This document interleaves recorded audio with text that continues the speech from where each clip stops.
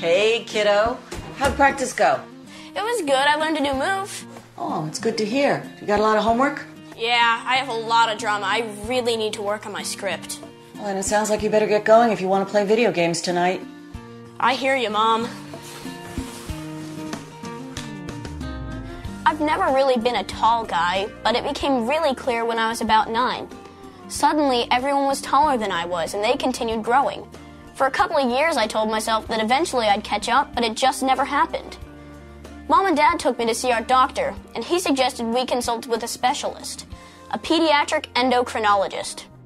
That's how I was diagnosed with growth hormone deficiency, or GHD. I'll be honest with you, when the endocrinologist told me that going on GH would mean an injection every day, I almost freaked out. But it was okay, because the trainer gave me some good news too. She said I'd been prescribed with Sizin, and that Sizin came with something called an EasyPod. I really like that the needle is hidden inside the EasyPod, so all I have to do is push the injection button, and the injection happens automatically. Game over, Hank. It's Sizin time, and then to bed. What? Now, please. Oh, all right. Don't forget to wash your hands. Right, washing my hands. Great. This whole experience has been unexpected for us. Finding out that Hank had GHD was the first surprise, of course, but finding out about Sizin and EasyPod and Connections for Growth, that was surprising too. Surprisingly good. Connections for Growth, or CFG, quickly brought us to the point where we realized that this was something we, and more importantly, Hank, could do.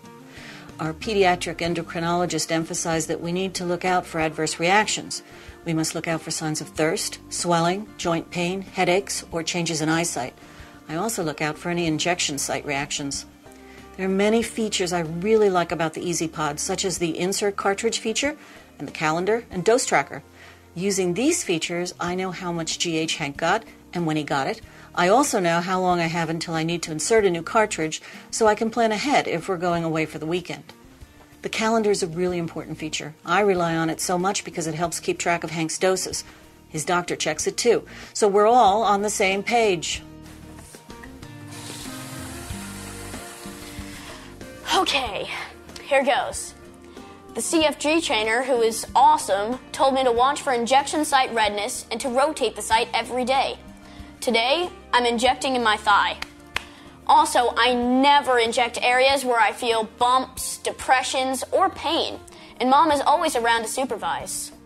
First, I clean the area with a sterile alcohol swab.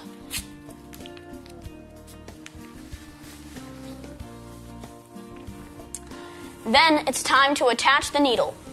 EasyPod gives instruction on the display, and it will beep once. A moment later, the EasyPod beeps 2 more times, and I remove it. The device is ready. I place the EasyPod at a right angle over the skin that I cleared. When I do it right, the EasyPod beeps and the injection button turns green. I press the button, it beeps twice, and the button turns off. And I know I'm done. When I check it out, the display reads, injection complete. To remove the needle, I put the cap back on, EasyPod beeps once, and I press and hold the needle button. It should beep twice.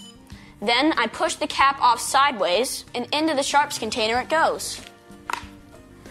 So, just to recap, there are just 3 steps. Attach the needle, inject, and detach the needle.